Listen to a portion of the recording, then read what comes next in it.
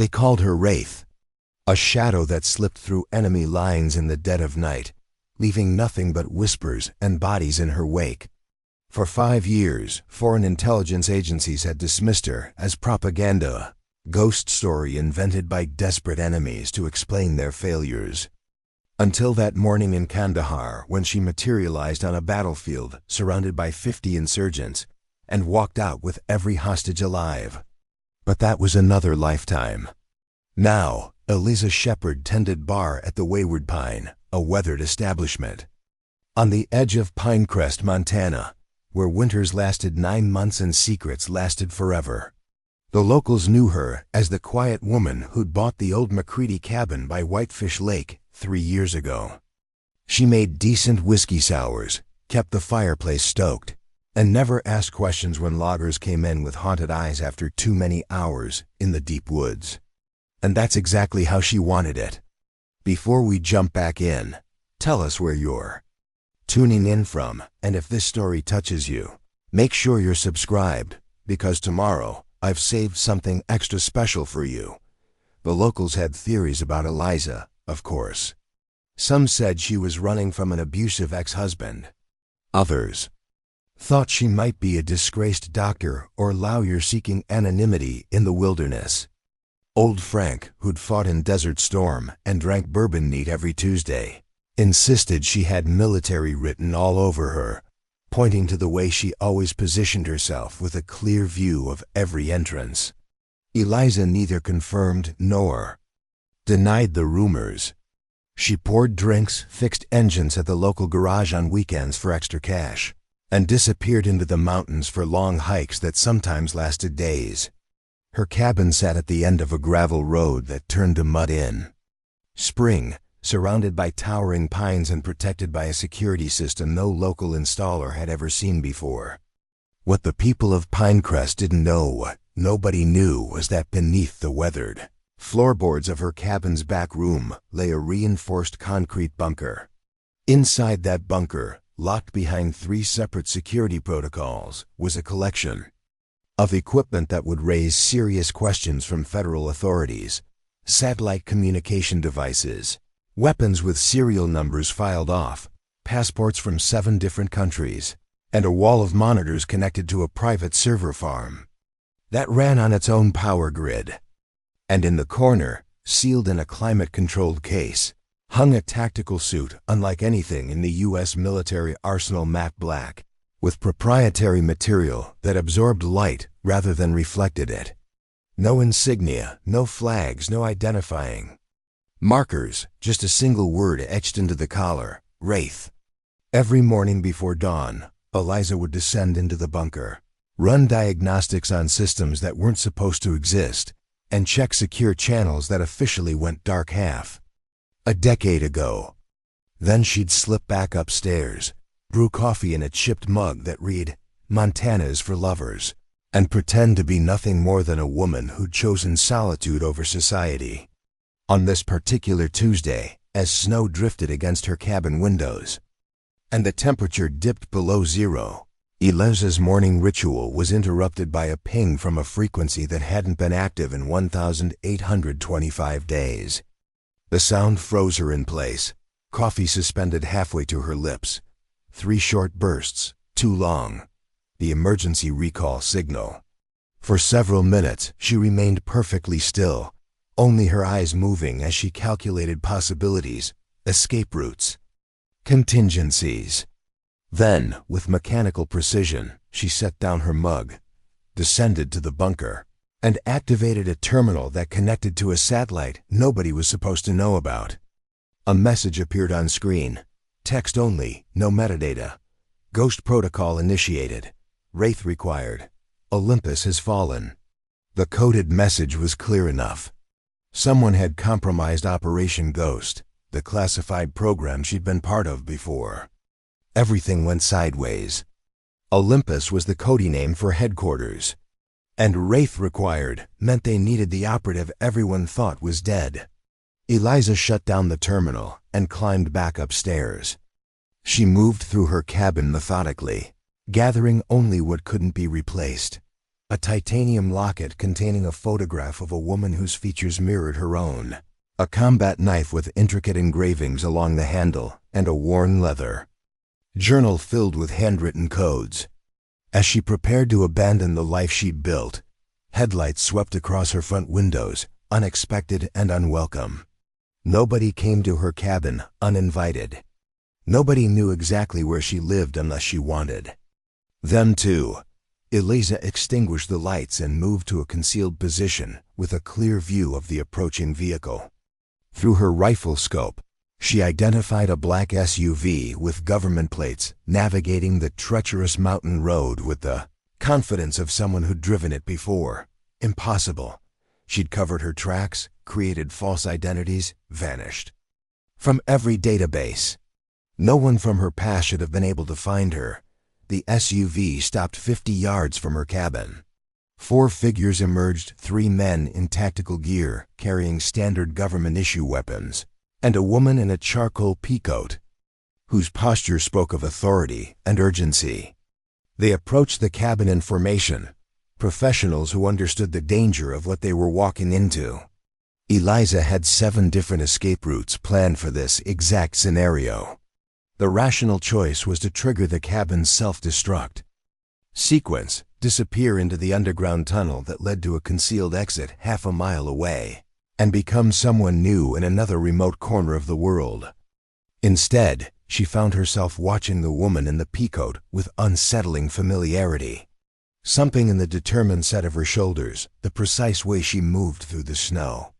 "Eliza," the woman called out, standing in the open with no cover, either foolish or supremely confident. "I know you're watching. It's Catherine. We need to talk." The name hit like a physical blow. Catherine Chun, her handler from Ghost Program.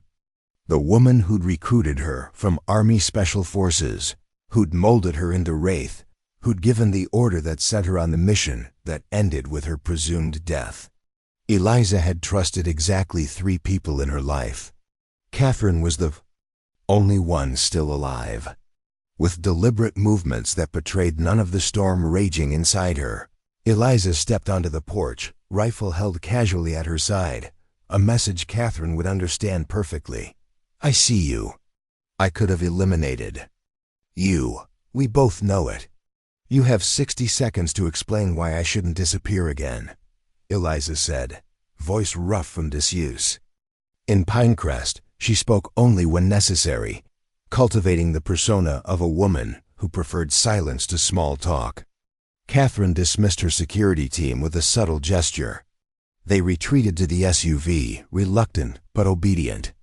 "Ghost Program has been compromised," Catherine said, breath clouding in the frigid air.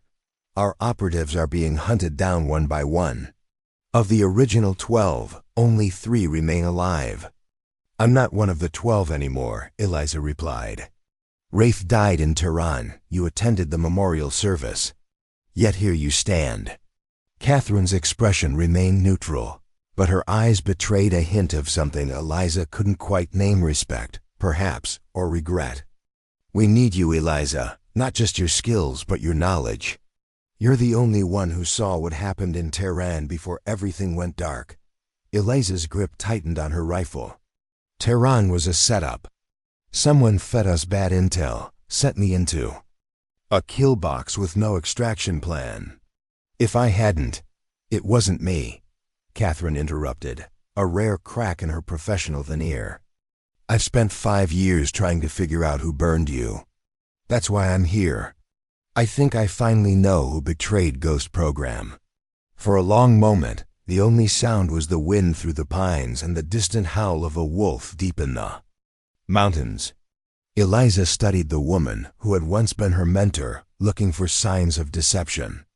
Catherine had taught her how to lie convincingly, how to manipulate assets into compliance. But she'd also taught her loyalty and the cost of secrets kept too well. "You have access to the world's elite intelligence personnel," Eliza said finally. "Why come looking for a ghost?" Catherine's expression hardened. "Because someone is systematically eliminating every person connected to Operation Midnight, and they're using your techniques to do it," Operation Midnight. The classified mission that had gone catastrophically wrong in Tehran.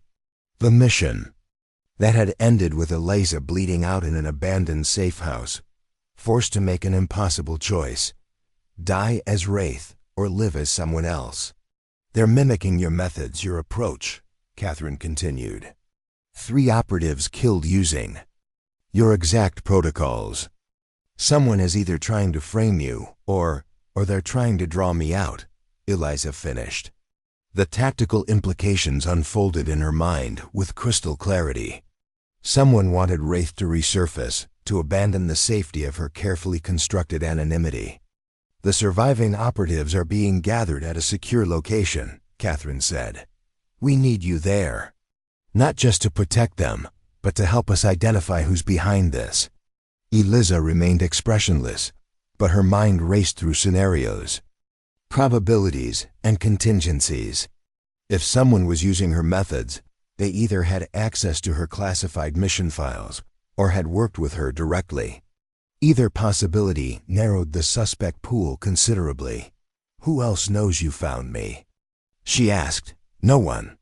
Official records still list you as Kia. I've kept my investigation off the books. Preparing and narrating this story took us a lot of time, so if you are enjoying it, subscribe to our channel. It means a lot to us. Now back to the story. Eliza stepped closer, close enough to see the faint scar along Catherine's jawline. Souvenir from their first mission together in Kandahar. If you're lying to me, if this is another setup, I won't disappear next time. I'll make sure everyone responsible answers for it. It wasn't a threat. It was a promise delivered with the quiet certainty of someone who had rebuilt herself from the ashes of betrayal. Catherine nodded once, understanding perfectly. The extraction team will take us to a secure airfield. From there, we fly to the compound where the survivors are gathering. Your team stays here, Eliza countered. I'll drive myself. Give me the coordinates, and I'll meet you there. A flicker of hesitation crossed Catherine's face before she nodded again. You always were cautious. It's why you're still alive when others aren't. Eliza disappeared into the cabin, emerging minutes later with a nondescript duffel bag. Nothing about her appearance suggested she was anything other than a bartender from a small Montana town. Worn jeans, hiking boots, flannel shirt under a practical winter coat. But Catherine knew better. She'd seen what Eliza could do with nothing more than a ballpoint pen and 10 seconds of opportunity. One question before we separate, Eliza said, loading her bag into the battered pickup truck that had served her faithfully for 3 years. The survivors, is David among them? The question hung in the air between them, weighted with unspoken history. Yes, Catherine answered after a pause. Major Wilson is alive. He's been coordinating our security response. Eliza absorbed this information without visible reaction, though something shifted behind her eyes, a calculating coldness that had once made her the most effective operative in the program's history. I'll be there in 4 hours, she said, sliding behind the wheel. Don't send anyone to follow me. You won't like how I respond. As Catherine watched the pickup disappear down the mountain road, she activated her secure communications device. Eagle Actual, this is Oversight. Package is in motion. I repeat, Wraith is en route. The response came through immediately. Understood, Oversight. Was force necessary? Catherine glanced back at the cabin, where lights still burned despite its owner's departure. Negative, she's coming voluntarily. Assessment of mental state? Catherine hesitated, choosing her words carefully. Functioning at optimal capacity. Situational awareness intact. Trust issues significant, but warranted. But I should warn you, she asked about Wilson. A long pause followed, acknowledged. Proceed as planned.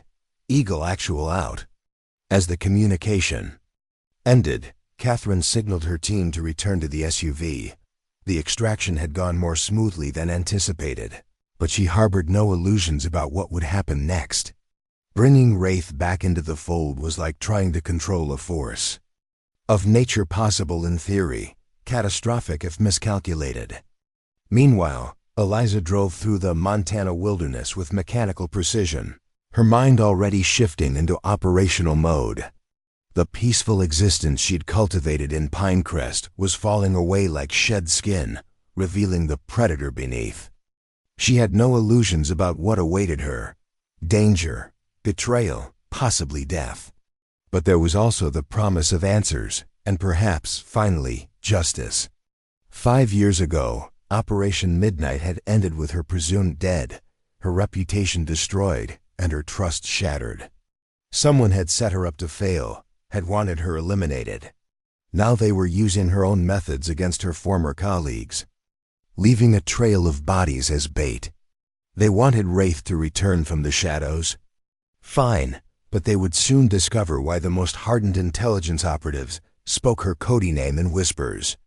The ghost was about to become flesh and blood again. And this time, she wasn't playing by anyone's rules but her own. As Montana's rugged landscape passed by her window, Eliza allowed herself one moment of regret for the life she was leaving behind. Pinecrest had given her something she'd never expected to find again after Tehran: peace. For 3 years she'd been just another damaged soul seeking solitude in the wilderness. No missions, no kills, no waking up in foreign countries with blood on her hands and names to cross off classified lists. But peace had always been borrowed time. Deep down, she'd known this day would come. That's why the bunker remained fully stocked, the escape routes regularly maintained, the skills honed in pre-dawn training sessions deep in the forest where no one could witness what she was capable of. Wraith hadn't died in Tehran. She'd merely been waiting. And now, as Eliza guided her truck down the mountain toward whatever trap awaited her, she felt the familiar cold clarity settling into her bones, the detached, analytical focus that had made her legend. Someone had been arrogant enough to use her methods to leave a signature that pointed directly to her. It wasn't just a tactical error, it was an insult. And if there was one thing Eliza Shepherd Wraith never tolerated, it was disrespect of her craft. She would find whoever was responsible. She would learn why they had destroyed her life 5 years ago. And then, with the same clinical precision that had made her name a whisper of terror in certain circles, she would dismantle their world piece by piece. The ghost was returning to the battlefield. God help anyone standing in her way. The compound turned out to be an abandoned missile silo in Wyoming, repurposed and retrofitted with state-of-the-art security systems that would make the Pentagon envious. As Eliza approached the unmarked entrance, a weathered barn that concealed a reinforced elevator shaft, she noted at least 12 different surveillance points tracking her movements. Good.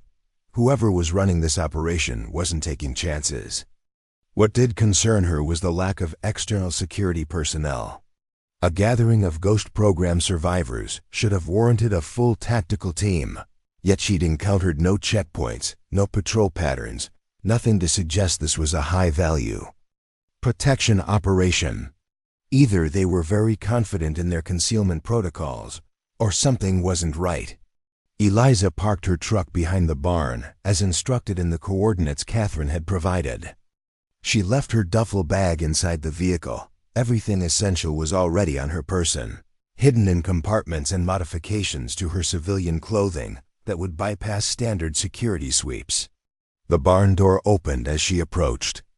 A man in tactical gear emerged, his stance and weapon handling identifying him immediately as former military.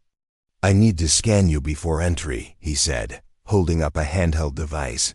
Eliza remained motionless, assessing. The scanner was standard government issue, designed to detect weapons and communication devices. What it wouldn't detect were the ceramic components embedded in her boots, the carbon fiber blades sewn into her jacket seams, or the specialized communications implant behind her left ear. "Proceed," she said, spreading her arms slightly. The scan came back clean, as she knew it would. The guard nodded and gestured toward the interior. "They're waiting for you below." The elevator descended for longer than expected, suggesting the facility extended far deeper underground than typical missile silo conversions. When the doors finally opened, Eliza stepped into a command center that hummed with activity. Multiple workstations surrounded a central holographic display showing what appeared to be tracking data from around the globe. Personnel moved with the coordinated efficiency of a well-trained team. "Welcome back from the dead, Wraith." The voice came from behind her. Eliza turned, maintaining a deliberately neutral expression despite the shock that rippled through her. Standing before her was Colonel James Blackwood, former director of Ghost Program and supposedly killed in action 3 years ago. "I could say the same to you, Colonel," she replied, her voice revealing nothing of the rapid calculations happening behind her eyes. "Official records listed you as KIA in Damascus." Blackwood's smile didn't reach his eyes. "Official records say a lot of things, as you well know." He looked older than she remembered, hair now completely silver, new lines etched around his eyes, a slight stiffness to his movements, suggesting injuries that hadn't healed properly. But the intelligence that had made him legendary within the intelligence community still burned behind his gaze. "Catherine tells me you came willingly," he continued. "I admit, I was skeptical. Where is she?" Eliza asked, noting the handler's absence from the command center, debriefing with the security team. "She'd join us shortly." Blackwood gestured toward a sealed door at the far end of the room. "The others are waiting, shall we?" As they walked through the command center, Eliza cataloged everything: personnel positions, security protocols, weapons loadouts, communication systems. Old habits, impossible to break. She also noted the glances from the staff, a mixture of awe and wariness. The legend of Wraith had clearly grown during her absence. "How many survived?" she asked as they approached the sealed door. "From the original Ghost Program?" "3, not counting you and me, plus Catherine as support staff." Blackwood placed his palm on a biometric scanner. "All the rest have been eliminated." "Using my methods," Eliza stated flatly. "Yes," the door hissed open, "which is why you're here." The conference room beyond was Spartan but functional. A circular table dominated the center, surrounded by chairs occupied by 3 individuals Eliza recognized immediately despite the years and changes. Major David Wilson sat with his back to the wall, tactical positioning ingrained after decades of field operations. His face, once youthful and quick to smile, now bore a jagged scar from temple to jaw. He didn't stand when she entered, merely inclined his head in acknowledgement. But his eyes never left hers. Across from him sat Natasha Petrova, former Russian intelligence turned CIA asset, turned ghost operative. Her red hair was cropped short now, and she'd added several tattoos along her neck and hands. New identities required new distinguishing features to replace the old. The third figure rose as Eliza entered: Marcus Lynn, technology specialist and the youngest member of the original team. He'd aged the most dramatically, his formerly slight frame now solid with muscle, head shaved. Clean, expression guarded where once he'd been open and eager.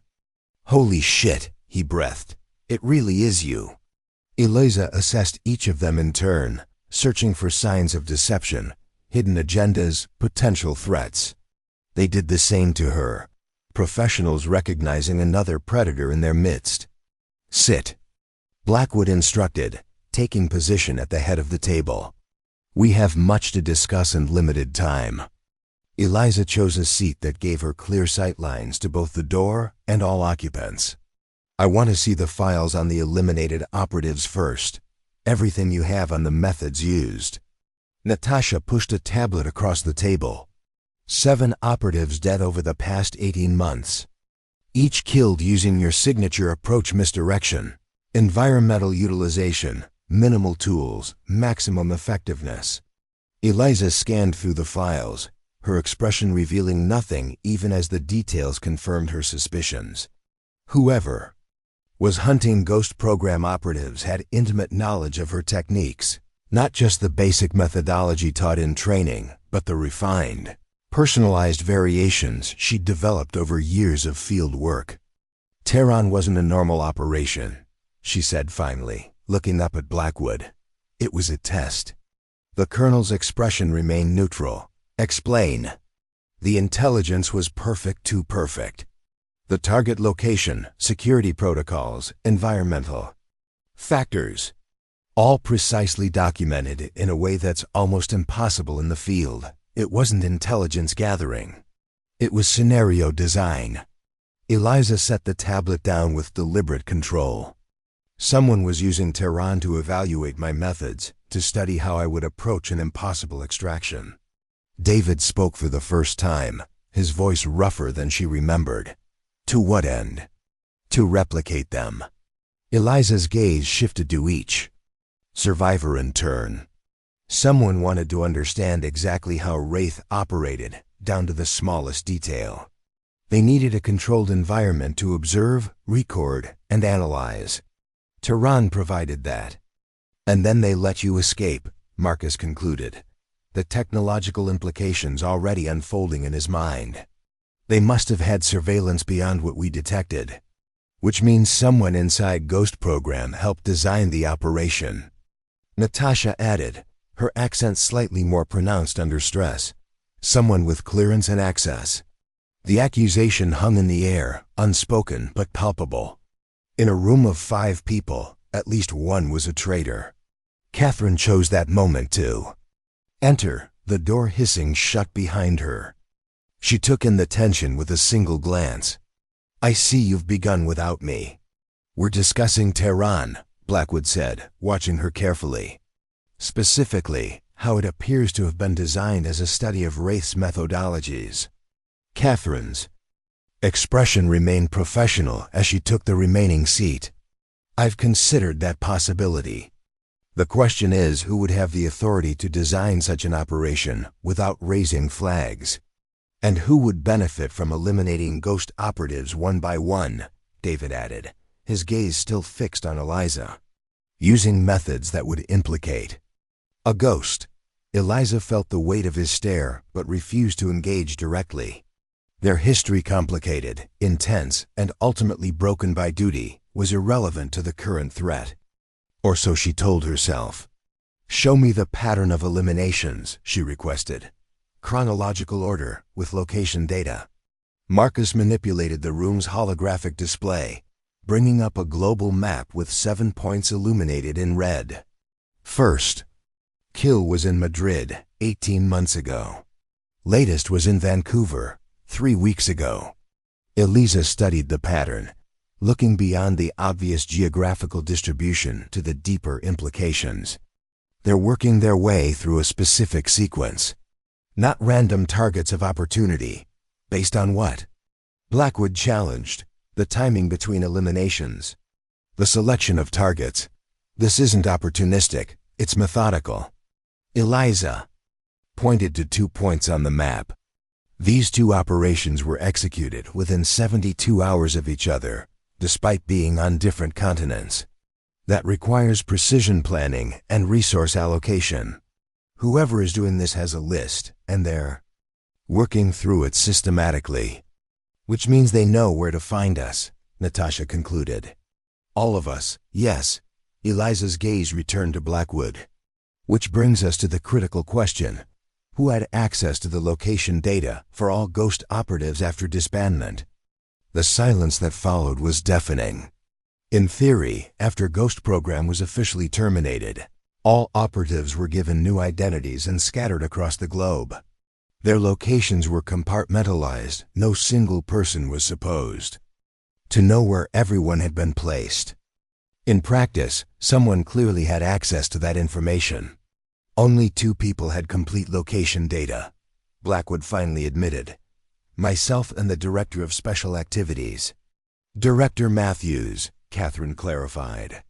He oversaw the disbandment protocols personally. And where is Matthews now? Eliza asked, already anticipating the answer. Dead, David supplied flatly.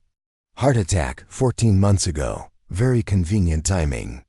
The implication solidified in the room like ice forming over troubled waters. If Matthews was dead and Blackwood was here, then either the colonel was orchestrating the elimination of his own operatives, or someone had accessed information they shouldn't have been able to obtain. We need to move, Eliza decided, rising from her chair with sudden urgency. This location is compromised. This is one of the most secure facilities in the Western Hemisphere, Blackwood objected. Multiple security layers, rotating protocols. And yet all the surviving members of Ghost Program are gathered in one place, Eliza countered. Convenient for someone who wants to complete their list efficiently. David was on his feet immediately, tactical mind already processing the implications. She's right. We've consolidated the targets. Sir, Marcus interrupted, attention. On his tablet. We've got incoming aircraft, unmarked, approaching from the northeast. No flight plan filed, no response to communications. The room erupted into controlled chaos. Blackwood barked orders into his communication device, while Catherine moved to a wall panel, entering override codes to activate emergency protocols. Marcus was already gathering critical data drives, while Natasha retrieved weapons from a concealed compartment in the conference table. David appeared at Eliza's side, close enough that she could smell the familiar combination of weapon oil and the sandalwood soap he'd always preferred. You think this is a hit? It wasn't a question. I think we need to separate, she replied, accepting the sidearm Natasha offered her. Consolidated targets make for efficient elimination. His eyes held hers for a moment too long. Just like old times. Nothing like old times, she corrected, checking the weapon with practiced efficiency. Last time we worked together, I ended up bleeding out in Tehran with a kill order on my head. The hurt that flashed across his face was genuine, but Eliza had no time to analyze it as alarms began blaring throughout the facility. Perimeter breach, Marcus called out. Multiple entry points. They're already inside the outer security layer. Blackwood's voice cut through the chaos. Evacuation protocol Sigma. Separate routes, separate extraction points. Rendezvous at the contingency location in 72 hours. As the others moved with practiced precision toward their designated escape routes, Eliza remained momentarily still, calculating. Something wasn't right. The timing was too perfect, the response too coordinated. This wasn't an opportunistic strike. The attackers had known exactly when to move, which meant someone in this room had signaled them. Her gaze swept over her former colleagues, Blackwood issuing final commands, Catherine downloading critical data, Marcus wiping systems, Natasha distributing additional weapons, David securing their exit route. One of them was a traitor, but which one? No time to determine that now. Survival first, answers later. Wraith. Blackwood called over the alarm. Take the northwest passage. It leads to a maintenance tunnel with vehicle access. Catherine will accompany you. Eliza caught David's eye one last time before turning toward her designated escape route. His expression was unreadable, a soldier focused on the mission. But something in his eyes, regret, warning, lingered in her mind as she and Catherine sprinted toward the northwest corridor. The passage was narrow, designed for maintenance access rather than comfortable transit. Emergency lighting cast everything in harsh red shadows as they moved deeper into the facility's extremities. The access point is 400 meters ahead, Catherine informed her, voice steady despite the circumstances. Keyed to my biometrics. Eliza moved with the fluid grace that had made her legendary, every motion efficient and purposeful. But her mind was working even faster than her body, processing the attack parameters, the timing, the precision. Someone told them we were here, she said as they reached a junction in the corridor. Someone with inside knowledge. Catherine didn't break stride. I know. You know who? I have suspicions. They reached a reinforced door at the end of the corridor. Catherine placed her palm against the scanner. and the mechanism hummed as it processed her biometrics. "Access granted," announced an automated voice, and the door began to slide open. In the split second before it fully retracted, Eliza caught the reflection in the polished metal surface, Catherine's hand moving toward a concealed weapon. Wraith moved with the speed that had made her a legend. Before Catherine could complete her draw, Eliza had disarmed her with a precise strike to the wrist, followed by a sweeping move that sent the handler crashing against the wall. "You, Eliza," stated, no question in her voice as she held Catherine immobile with calculated pressure against crucial nerve points. "You're the one who designed Tehran." Catherine didn't struggle, didn't deny it. Her expression shifted from professional mask to something colder, more calculating. "You were always the best of them. It's why I had to understand your methods. To replicate them, to hunt down your own operatives." Eliza increased the pressure slightly, causing Catherine to wince. "Why?" "Because Ghost Program was never what you thought it was." Catherine's eyes held no regret, only cold certainty. "The operations you conducted, the targets you eliminated, they weren't threats to national security. They were threats to private interests, corporate assets, political convenience." "You're lying." "Check the files I transferred to your implant during the briefing. Everything is there. The real mission parameters, the actual targets, the money trails." Eliza hesitated, then accessed her neural implant, allowing the data to filter through her consciousness while maintaining physical control of Catherine. What she saw confirmed the handler's claims: years of operations targeting individuals who threaten not national security, but the profits and power of a shadow network of corporate and political entities. "Ghost Program was corrupted from the beginning," Catherine continued. "We were supposed to be the nation's silent guardians. Instead, we became hired assassins for the powerful. When I discovered the truth, I tried to shut it down through official channels. But the corruption went too deep. So you decided to eliminate your own operatives instead." Eliza's voice was dangerously quiet. "People who trusted you. People who were unwitting accomplices in corruption. Who would have continued serving corrupt masters if given the chance." Catherine didn't flinch under Eliza's gaze. "Except you. You were different. You questioned. You saw patterns others missed. That's why Tehran was designed the way it was, not just to study your methods, but to give you a way out, a chance to disappear." The facility shuddered around them as explosions echoed from distant sections. Their time was running out. "And now?" Eliza demanded. "This attack? What's the purpose?" "To eliminate the remaining leadership and destroy the evidence.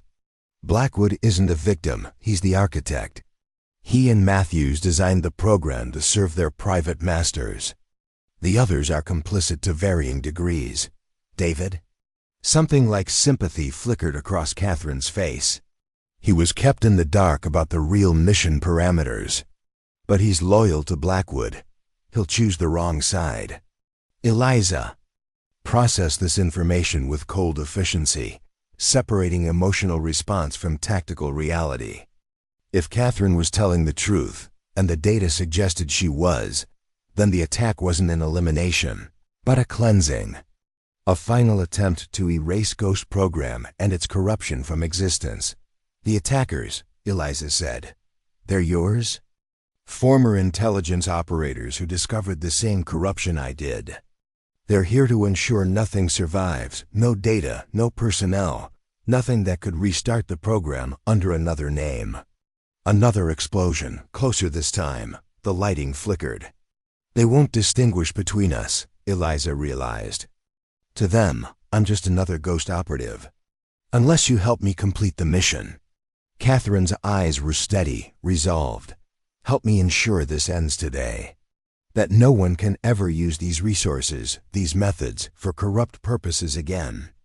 For a heartbeat, Eliza considered it. The evidence was compelling, the corruption apparent in the files she'd reviewed. But something didn't align, a discrepancy in the timing. A pattern that suggested Catherine wasn't revealing everything. The operatives who've been eliminated, Eliza said slowly. They weren't random selections. They were specifically those who might have discovered what you were doing. Catherine's expression confirmed it without words. And the ones gathered here? The last loose ends. The ones who knew too much or had access to too much. Understanding crystallized with cold clarity, including me. Before Catherine could respond, the facility's emergency systems activated with a blaring announcement: critical breach. Self-destruct sequence initiated. All personnel evacuate immediately. 15 minutes to detonation. Eliza made her decision in a fraction of a second. With precise application of force, she rendered Catherine unconscious, then secured her with restraints from her own tactical gear. The handler would live to face justice, real justice, not the convenient elimination she'd planned for others. Eliza moved through the door into the maintenance tunnel beyond, dragging Catherine's unconscious form with her. A utility vehicle waited as promised, keys in the ignition. She secured the handler in the passenger seat, then started the engine. As she navigated the tunnel toward the surface, Eliza accessed her neural implant again, this time broadcasting on the emergency frequency only Ghost operatives knew. All units, this is Wraith. The facility is compromised. Catherine Chun is the architect of the operative eliminations. I have her in custody. Attack force is not government, repeat, not government. They are Chun's private contractors, here to eliminate all Ghost program personnel and evidence. Evacuation is priority. Rendezvous at emergency point Eco 3. She had no way of knowing if the others received her message or if they would believe it if they did. But she had to try. Despite everything, despite the betrayal and the years of lies, these were people she had fought alongside, bled with, trusted with her life.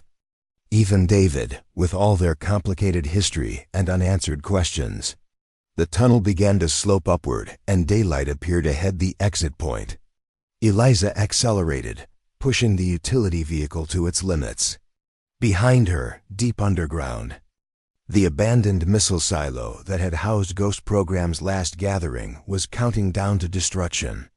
14 minutes to obliterate years of corruption, of missions conducted in the dark for all the wrong reasons. 14 minutes to erase the evidence of what they had all been part of, knowingly or not. As the vehicle burst into daylight, emerging from a concealed exit half a mile from the main facility, Eliza spotted movement in her peripheral vision, a tactical team converging on her position, weapons raised. Catherine's contractors, moving to eliminate the last escape route. Wraith didn't hesitate. She slammed the vehicle into the nearest attackers, using the momentum to create chaos in their formation. Then she was moving, a shadow among shadows, using the very techniques Catherine had studied to turn the hunters into the hunted. One by one, the tactical team fell to precisely applied force, not killed, but incapacitated. These weren't the architects of corruption. They were tools, following orders without understanding the larger picture. Just as she had been once. When the last attacker dropped, Eliza returned to the vehicle, checking to ensure Catherine remained secure. The handler was beginning to regain consciousness, eyes blinking against the harsh daylight. Your team has been neutralized, Eliza informed her coldly. And I've warned the others about your betrayal. Catherine's laugh was bitter. You still don't see it, do you? There's no winning here, no clean resolution. The corruption goes too deep. Even if you expose this layer, there are others beneath it, protected by power and privilege. Maybe, Eliza acknowledged, securing the vehicle again. But I'm not looking for a perfect ending. Just accountability for what was done in the shadows. As she drove away from the facility, the earth shuddered beneath them, the self-destruct sequence completing its countdown, collapsing the underground structure into itself. Whatever evidence remained of Ghost Program's operations was now buried beneath tons of concrete and earth. But Eliza had what mattered: Catherine's confession, the files transferred to her implant, and a determination to find the others before Catherine's remaining contractors did. Especially David, who apparently had been kept in the dark about the program's true nature. In the distance, a plume of dust rose from the collapsed facility. Ghost program was gone, but its legacy and its ghosts remained very much alive.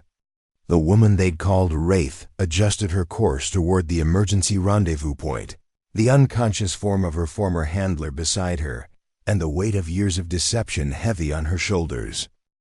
She had returned from the shadows, but the battlefield was far larger and more complex than she had imagined. And somewhere out there, the remaining survivors of Ghost Program were making their own decisions about where their loyalties lay, about whether to trust the ghost who had walked back onto the battlefield carrying uncomfortable truths. The real war was just beginning. Echo 3 turned out to be an abandoned ranger station deep in the Wyoming wilderness, miles from the nearest paved road and invisible from aerial surveillance. As Eliza navigated the final approach, Catherine regained full consciousness beside her, wrists still bound with tactical restraints. "They won't come," the handler said, watching the wilderness pass by through the windshield. "Not after your warning. We'll see." Eliza kept her eyes on the rough trail ahead, scanning for signs of surveillance or ambush. The training never truly left. Always anticipate. Always prepare for the worst-case scenario. The ranger station appeared between the trees, weathered wood and rusted metal roof blending into the landscape. No vehicles visible, no signs of recent occupation. Eliza parked at a distance and conducted a perimeter check on foot, leaving Catherine secured in the utility vehicle. The station was clear, no personnel, no surveillance, no traps. But someone had been here recently. A cache of supplies had been left in a concealed storage compartment beneath the floorboards. Weapons, communications equipment, medical supplies, and rations for multiple days. David's work. She recognized his methodical organization, his attention to contingencies. He'd prepared this fallback position long before today's events. Eliza returned to the vehicle and escorted Catherine inside, securing her to a sturdy support beam with a clear view of the station's single entrance. The handler watched her preparations with calculating eyes. "You still think they're coming," Catherine observed. "You still think they'll trust you?" "I think they'll want answers," Eliza replied, checking the communications equipment from the cache. "Just as I do." The sun was setting when the first arrival appeared, Marcus, moving through the trees with the enhanced caution of someone who'd learned stealth the hard way. Eliza met him at the perimeter, weapons holstered but visible. His eyes widened at the sight of her. "You actually came. So did you." He nodded toward the station. "Others inside?" "Just Catherine, secured." Marcus processed this information, tactical assessment visible in his expression. "I received your warning about Catherine being behind the eliminations. Do you believe it?" He hesitated, then nodded once. "The timing makes sense." "And I found something in the system logs before evacuation, unauthorized access to personnel files, routed through her credentials." They entered the station together, Marcus visibly tensing at the sight of Catherine bound to the support beam. The handler met his gaze without flinching. "Hello, Marcus," she said calmly. "I see you survived. No thanks to you." He turned to Eliza. "What's the plan?"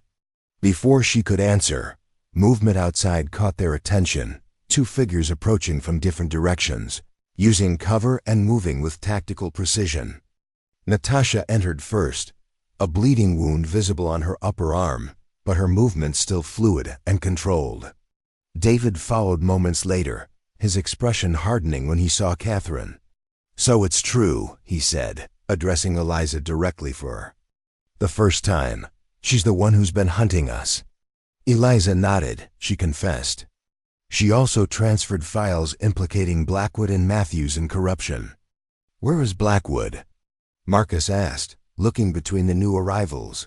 Natasha's expression darkened. "Dead. Took a bullet covering my escape. Or so it seemed." "Meaning?" Eliza pressed. "Meaning it was too convenient." Natasha moved further into the station, keeping her distance from Catherine. The attack team had a clear shot at me, but focused fire on him instead, almost like they were prioritizing his elimination. The implications settled over the group. If Catherine had orchestrated the attack, and Blackwood had been a priority target, then the conspiracy was even more complex than it initially appeared. David broke the silence. We need to assess what we know, what we have, and what our next move is. Ever the tactical officer, falling back on training when faced with uncertainty. Eliza recognized the behavior. It was what had made him an effective field commander, but also what had kept him from seeing the bigger picture, from questioning orders that should have been questioned. First, we verify Catherine's claims, Eliza said, accessing her neural implant and projecting the files onto the station's bare wall using a compact device from the cache. These are the files she transferred during the briefing. The projected documents told a damning story. Ghost program operations had indeed been coopted for private interests, targeting whistleblowers, activists, and rivals of powerful corporations and political figures. Mission parameters had been falsified, intelligence manipulated to justify eliminations that served not national security, but private agendas. This can't be real, Marcus whispered, scrolling through operation details with growing horror. Tehran? Caracas? Manila? We were told these were terrorist cells, imminent threats. They were threats, Catherine interjected from her position against the beam, just not to national security. They threaten profit margins, political campaigns, private empires. David's expression remained stone, but his eyes betrayed the turmoil beneath: rage, betrayal, guilt. You knew. All this time you knew what we were really doing. I discovered it gradually, Catherine replied.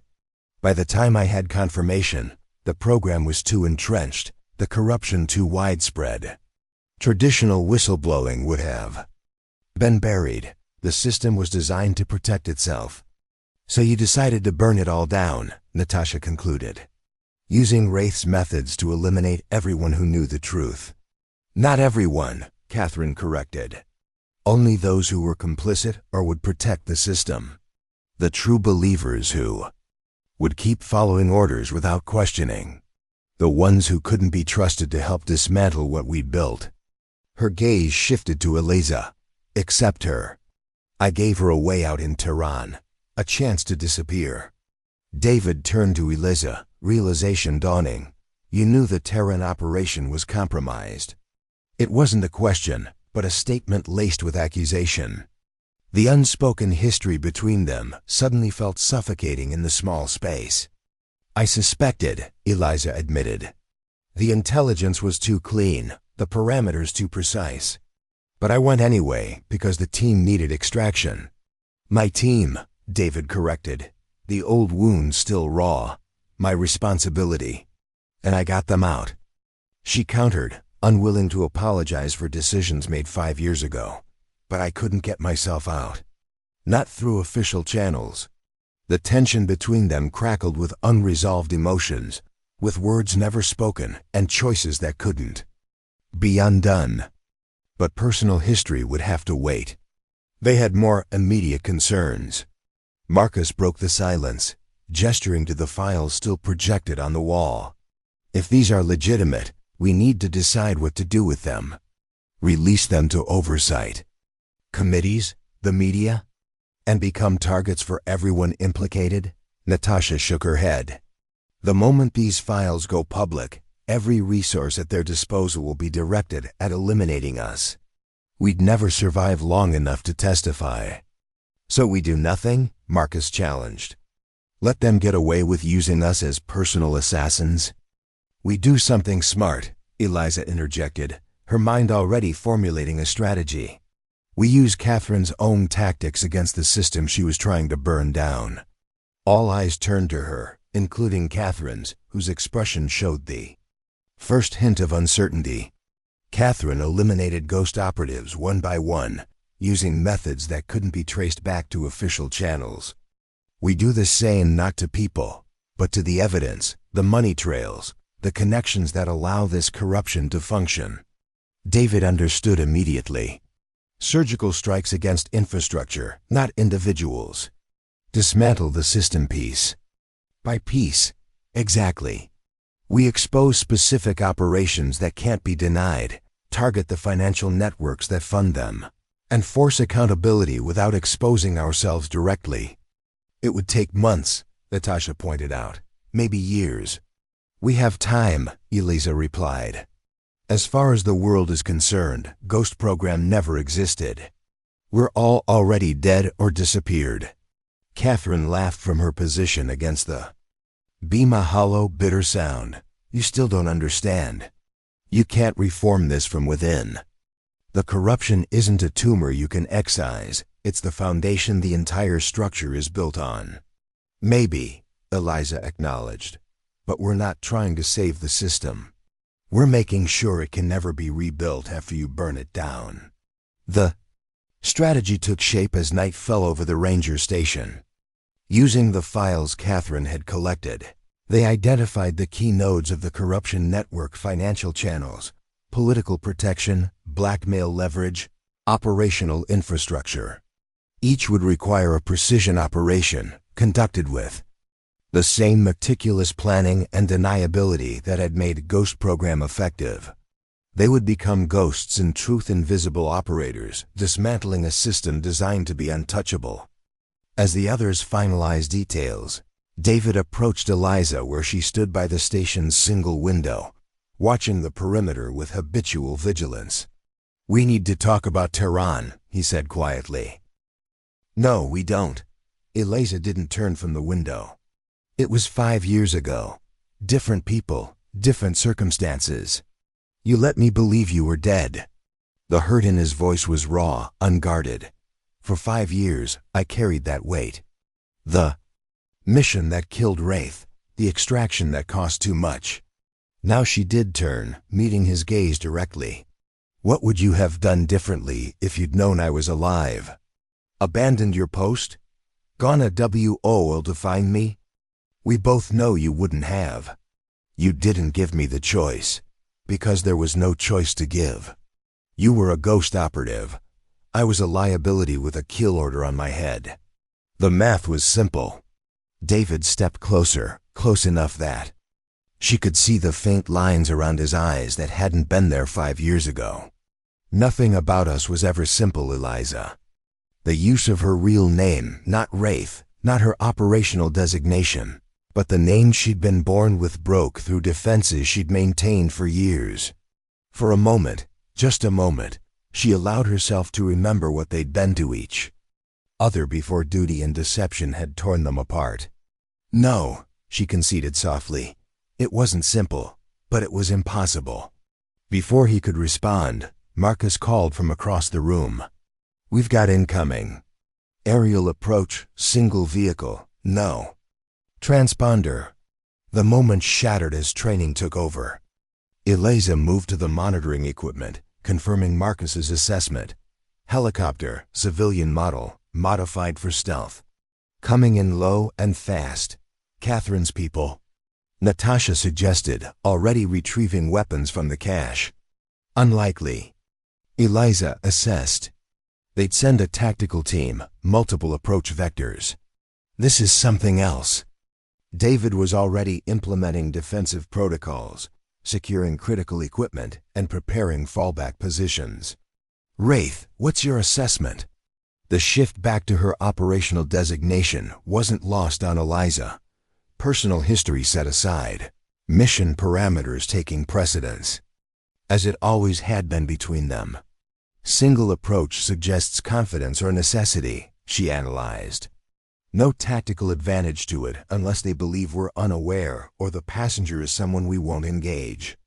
Catherine spoke from her position. "Against the beam, it's Director Harlow."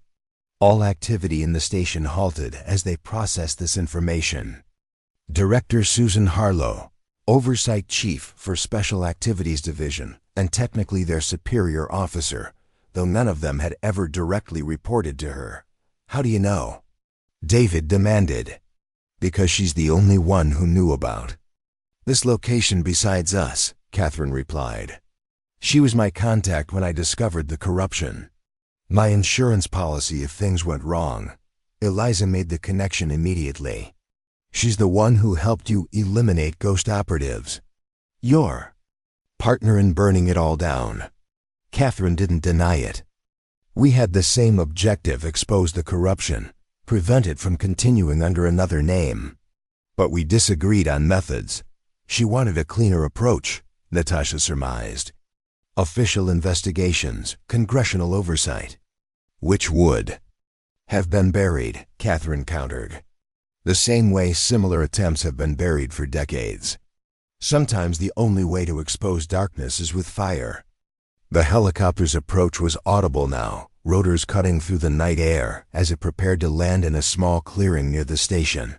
Eliza made a rapid decision. Marcus, Natasha, secure the perimeter, confirming the helicopter is alone. David, maintain position here with Catherine. I'll make contact. David's objection was immediate. Too risky. We don't know Harlow's agenda. Which is why I'm going alone, Eliza replied, checking her weapons with practiced efficiency.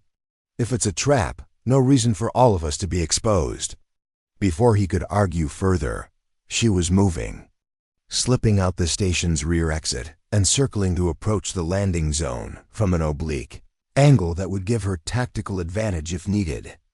The helicopter settled in the clearing, rotors slowing but not stopping position for rapid departure if necessary. A single figure emerged from the passenger compartment. Female, late 50s, with the confident bearing of someone accustomed to authority. Director Harlow, unmistakable despite the casual clothing that replaced her usual formal attire. Eliza approached from the shadows, making her presence known only when she was close enough to speak without shouting over the idling rotors. Director Harlow. The older woman showed no surprise at her appearance.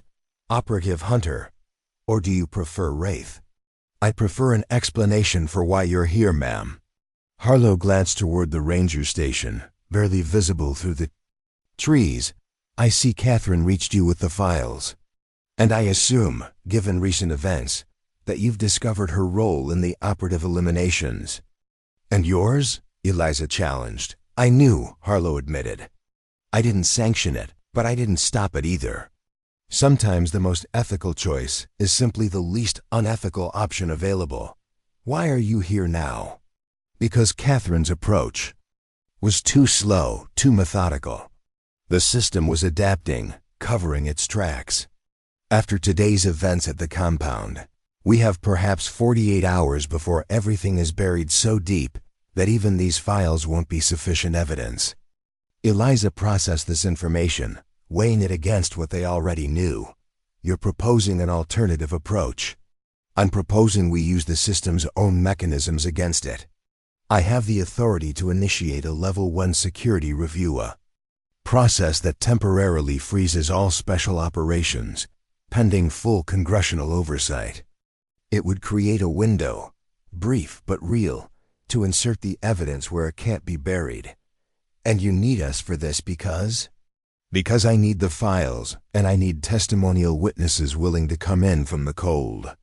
Specifically, I need you, Operative Hunter, the ghost that came back from the dead, with first-hand knowledge of how deep the corruption goes.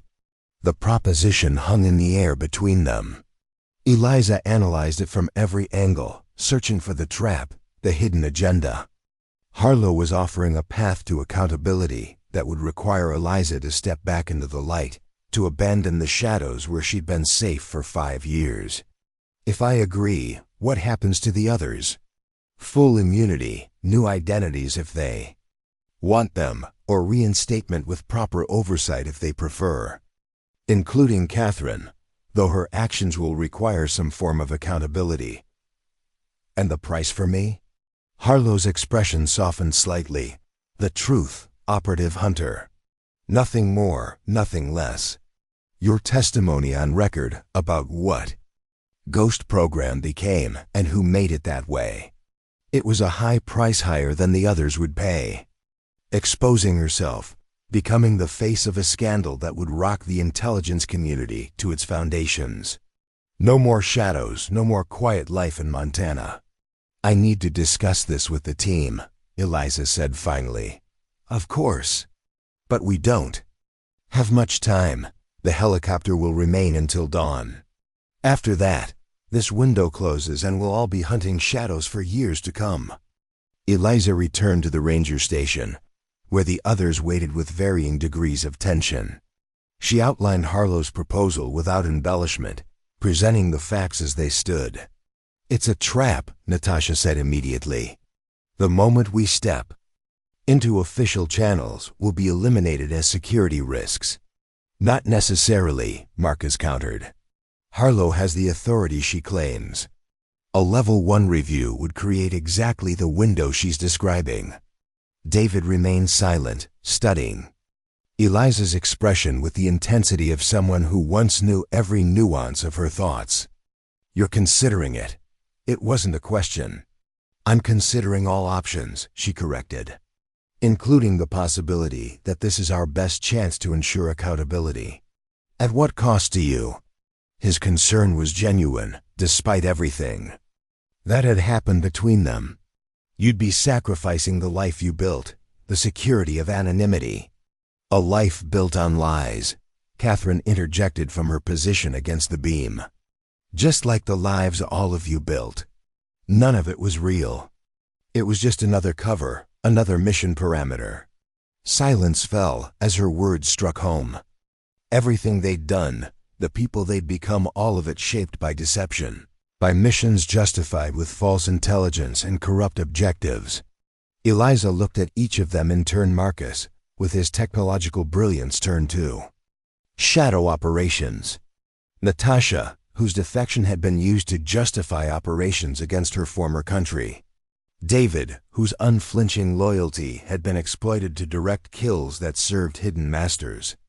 And Catherine, whose discovery of the truth had led her down a path of righteous murder. All of them victims of the same corruption, even as they'd been its instruments. "We go with Harlow," Eliza decided, "but we control the narrative. We determine what evidence is presented and how. We maintain leverage at all times. And we ensure that if anything happens to any of us, everything becomes public immediately." One by one, they nodded agreement. Even Catherine, who seemed to recognize that Harlow's approach, while not the cleansing fire she'd preferred, would achieve the same ultimate objective: accountability for the powerful who had corrupted Ghost, programmed for their own ends. As dawn approached, they prepared for departure. The files were secured, testimonies coordinated, contingencies established. They would enter the system not as operatives following orders, but as witnesses demanding justice. David found Eliza outside the station, watching the first light of dawn filter through the trees.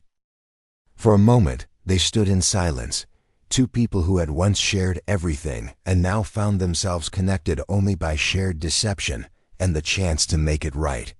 "Whatever happens," he said finally, "I want you to know I would have chosen differently. If I'd known you were alive, if I'd known what we were really doing, I would have chosen differently." Eliza turned to him, studying the face that had haunted her dreams for 5 years. "We can't change what we did. We can only decide what we do now." "And what is that, exactly?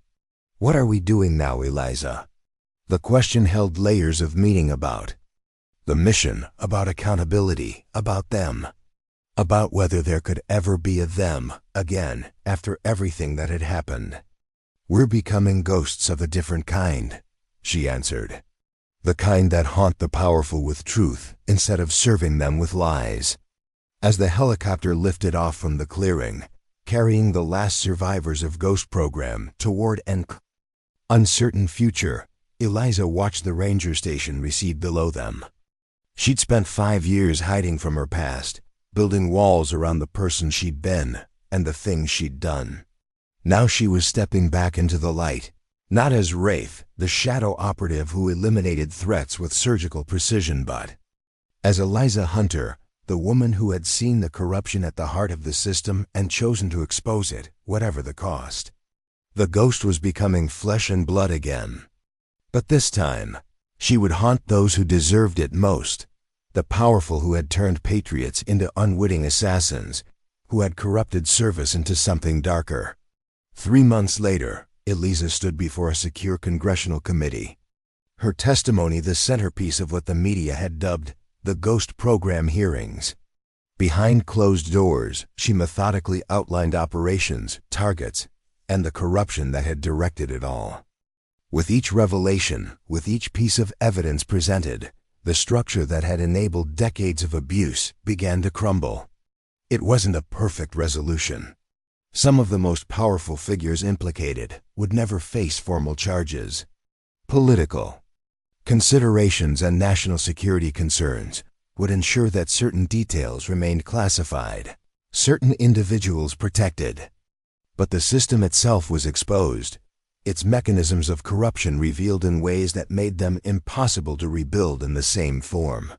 New oversight protocols, new accountability measures, new protections for whistleblowers, all emerging from the ashes of Ghost Program.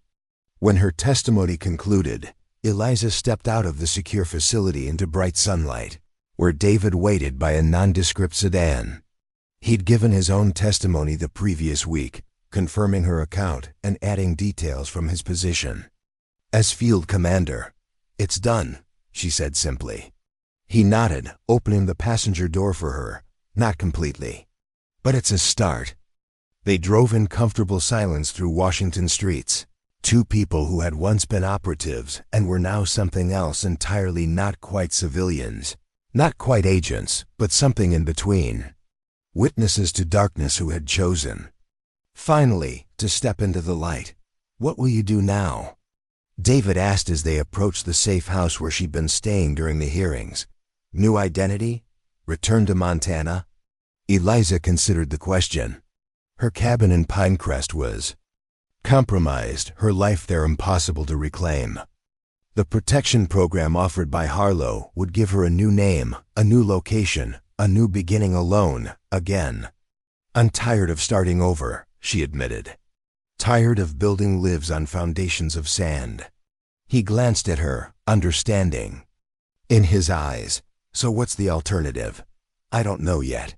But I'm thinking it might involve actually living, not just existing undercover." She paused, then added, "Maybe with people who understand what that means." The invitation was subtle but clear. After months of working together to expose the truth, something had rekindled between them, not the operatives they'd been, but the people they might become. David smiled, the first genuine smile she'd seen from him since before Tehran. "I might know someone who fits that description." As they arrived at the safe house, Eliza looked back at the Capitol dome visible in the distance. The ghost they'd called Wraith had walked onto the battlefield one last time, not to take lives, but to save them. Not to protect corruption, but to expose it. Some battles couldn't be won from the shadows. Some enemies could only be defeated in the light. And sometimes, the most dangerous ghost story was the one that turned out to be true. Up next, you've got 2 more standout stories right on your screen. If this one hit the mark, you won't want to pass these up. Just click and check them out. And don't forget to subscribe and turn on the notification bell so you don't miss any upload from us.